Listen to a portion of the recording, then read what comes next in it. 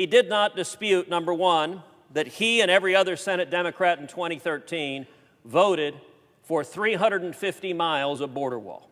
That's a fact. He has voted for 350 miles of border wall, as did every other Democrat in this chamber at that time. Number two, he did not dispute that in December of last year, the then Republican House of Representatives voted to fund the government, to fund the entirety of the government, and to secure the border.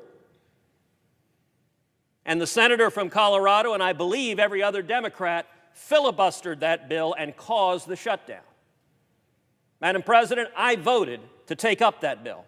You voted to take up that bill. Had we taken up the bill, had we simply passed the bill the House of Representatives had passed, funding the government and securing the border, the government would never have shut down. And so it takes some degree of chutzpah to stand up after filibustering funding for the government, as the Democrats did, and to blame the shutdown on the opposing party. The senator from Colorado did not dispute the Republican House voted to fund the government, and he and his Democratic colleagues filibustered that, which caused the shutdown. And number three, the senator from Colorado did not dispute that the stated reason the Democrats filibustered that bill is because it authorized the funding of 234 miles of wall. Now, I have to say, Madam President, I find it amusing. A new adjective has creeped in. It's now not 234 miles of wall, it's medieval wall.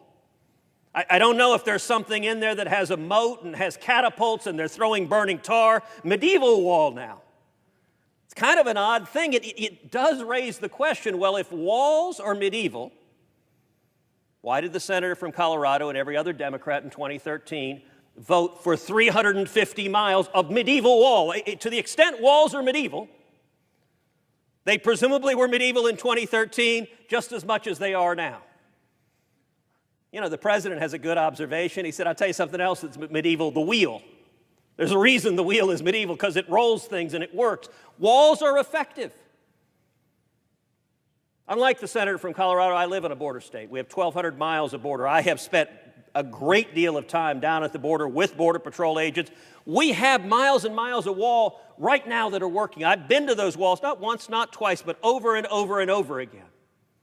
One of the rich things about this chamber is senators from states nowhere near the border presume to lecture border states about what it's like on the border and what works securing the border.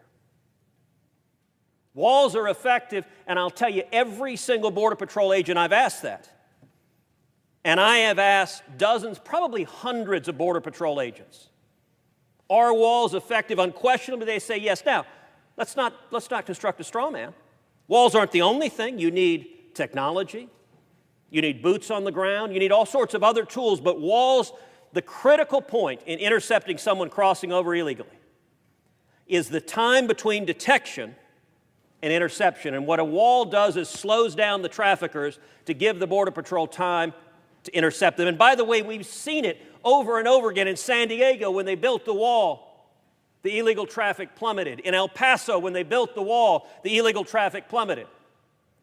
But now the Democrats, their position, it's not substantive. They voted for 350 miles of wall. So why are they shutting the government down over 234 miles of wall? It's not substantive, it's political. Okay, we get they hate Donald Trump. If anyone in America had missed that point, that they really, really, really don't like this man, their yelling and screaming and bellowing has made that abundantly clear. But just because you hate somebody doesn't mean you should shut the government down. I voted to keep this government open right now today. The Democrats are filibustering funding for the government. Let me tell you something else the senator from Colorado and compromise. Republicans on this side of the chamber have said, let's compromise in the middle. In the position of Senate Democrats, they will not negotiate, they will not compromise, period. So their position, how many miles of wall can be built? 0. They're not to 1 yet. When it comes to negotiating, their position is not an inch of wall can be built, even though we, the Democrats, already voted for 350 miles of it. Why? Because Donald Trump's president. That is an extreme